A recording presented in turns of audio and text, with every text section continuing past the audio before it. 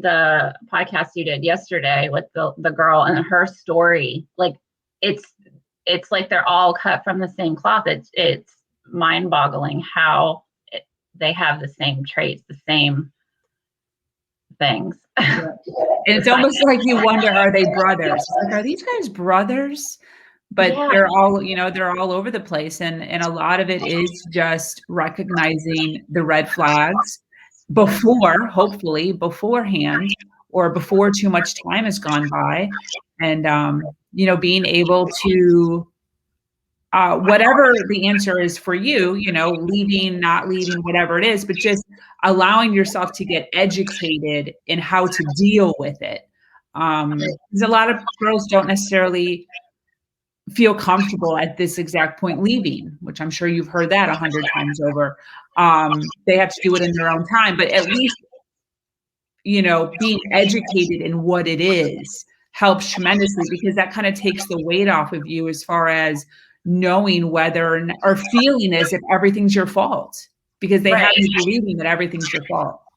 Yeah. And that's how it starts. That's how I started was, well, in my mind, it was, with the second husband, it was alcoholism, like I didn't grow up with parents who drank because they were like very religious, we didn't drink and stuff. So I didn't grow up with that. So my first experience was when he would drink, it would get really dark. So like, I thought, I blamed it all on the drinking. If he would just stop the drinking, then we would be happy and everything would be okay. So in my mind, then that's how I started searching, like how, because it takes two people to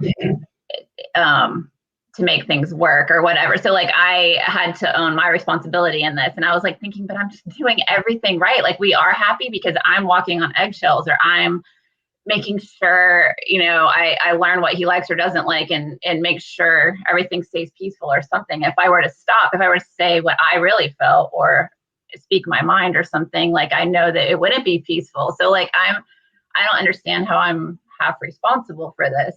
But then I realized it was by educating myself and learning that my power is on how I react. Like I learned, like for one example, I was kind of like afraid of the first husband. So like standing up to him wasn't a thing. But the second one would get in my head and like twist things. And I remember how I would think of it and like try to explain it. Like if I was talking to my sister and trying to explain an argument, it was like being in a fun house mirror, like walking through one of those mirror things where what you see is being mirrored back to you, and it's all distorted and not what you're trying to communicate at all. And you can't, it's like hitting your head against the wall. You can't get through. And I remember feeling like that. And I remember one time early on in the marriage, like in my head, he was doing that. He was like twisting things I said, and just like, it was like he was in my head, and nothing I was like trying to communicate was being heard, correctly or anything. And it was just, and more, he was like an accusatory thing, blaming or whatever. And I remember in my head thinking like, I would have tolerated it. I wouldn't have fought back in the first marriage. And I'm not going to let some guy tell me what I'm thinking or whatever. And so I fought back, and I had this experience where like I literally scared myself. As I remember, it was like an outer body experience, like watching myself.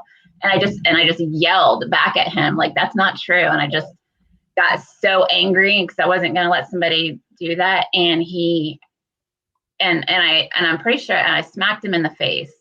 And that was the first time I have ever done that. And it horrified myself. Yeah. But I remember in that moment, something changed in him, and he turned, and he like, it was almost like he was laughing, like he was amused, and he was like, oh, this is husband abuse. I can call the police and have you arrested. And like, and I realized that everything that he was doing to that moment, he wanted that. He wanted my reaction, and he had won.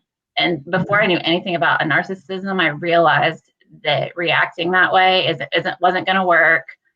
Mm-hmm. Crying and being emotional wasn't going to work. Like you had to know emotion. And so I learned that gray rock before I ever heard that term, that was the best way to handle his, picking fights or whatever, was just to not react. Yeah. Which was a really hard skill.